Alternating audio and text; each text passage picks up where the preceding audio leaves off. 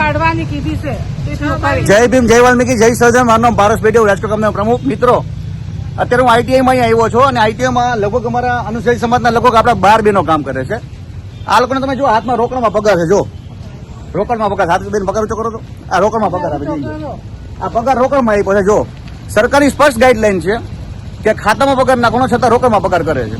અને કોન્ટ્રાક્ટર જયારે આ બાબતે વાત કરવાનું કીધું તો ભાઈ ગયા અત્યારે કે ભાઈ તમે છે ને ઓફિસમાં વાત કરો. કે ઓફિસમાં શું છે? આવું અમને દબાવ ધમકાના પ્રયાસો કરે છે. રાજકોટ કામદાર યુનિયન કોઈ પણ ભોગે કોઈના બાપથી ડરતા નથી, એ વાતને યાદ રાખી લે. બરાબર. આ બાબતે અમે હમણાં જે જીડીએસબી કૌભાંડ બહાર પાડ્યું એમાં પણ એવું કીધું કે ખાતામાં પગાર નાખો, પીએફ આપો, એસી આપો, બોનસ આપો, એના મળતા હકો આપો. આ બાબતે તમે જો આ બધા આઈટીના સફાઈ કામદારો છે, બધાને રોકડમાં પગાર આપે છે અને ધમકાવે દબાવે છે કે કોઈ આવી સાચી વાત કરી તો અમે કામેથી કાઢીને મૂકશું. બરાબર છે.